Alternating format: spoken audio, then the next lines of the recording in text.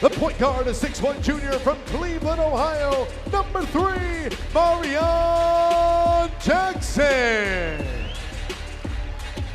At center, a 6'11" senior from Maria Stein, Ohio, number 30, Luke Konepke. And at forward, a 6'6" senior from Cleveland, Ohio, number 23, Willie Jackson. Talking with head coach Steve Hawkins earlier today at practice, he wouldn't answer whether or not it's harder to beat a team 3 times in one season or if it's tougher to finally get a win over a team that's beat you twice.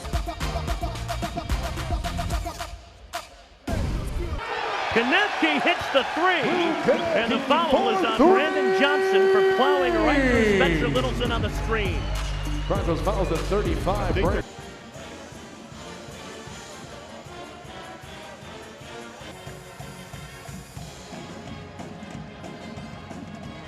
Thanks for joining us. I'm Bailey Lustic. The bill will have to be passed through both the Senate and House of Representatives before it can be signed into law.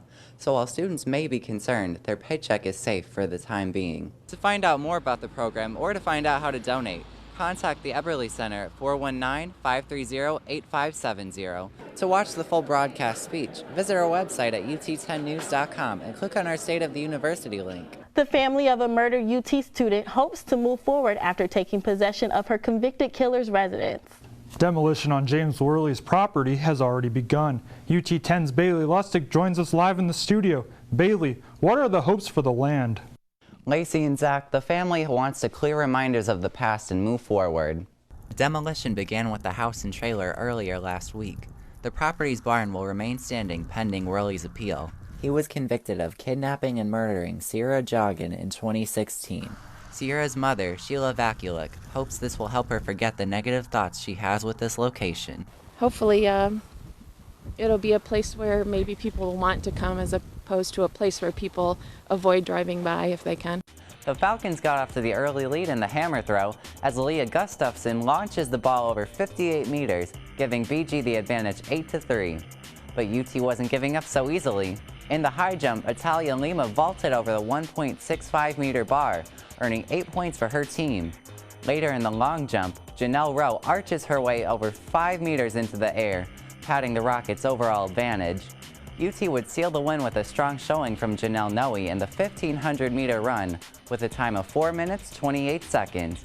The final score, a 98-72 win for the Midnight Blue and Gold. Since the start of October, there have been 15 reports of violence, threats of violence, or stalking reported to UTPD. Nearly 80,000 people died from the flu in the 2017-2018 influenza season, according to the CDC. A new exhibit is coming to the Toledo Museum of Art that will leave you feeling like you're floating on the stars. Coming up on UT10 News, a former university employee is charged with stealing thousands. And we'll also highlight a history-making faculty member who continues to impact students today.